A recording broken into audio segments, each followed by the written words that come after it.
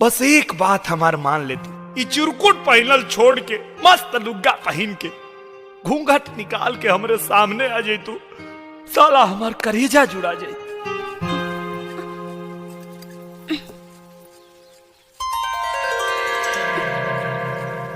ए जी, अरे देखत का बानी, आई खाना खा ली।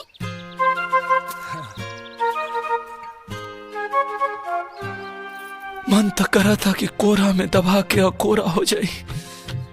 कुछ कहनी है का? ना ना कुछ तो ना। इडियट, इस बेवकूफ की जगह कोई और होता ना तो मुझे उठाकर अपनी गोद में बिठा लेता। कुछ कहलू है का? ना, चली खाना खाई।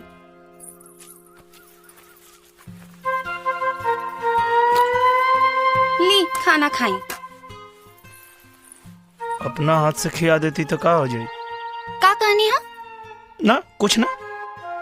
बेवकूफ, अगर प्यार से मुझे कहते तो मैं इन्हें अपने हाथ से खिला देती। का कहलू है? कुछ नहीं।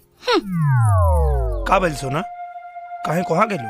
पहला बेर खाना लेके आयल बानी, खाए के ना पूछ सकत रहनी है का? जा, अब तो ये सब झूठा हो गए।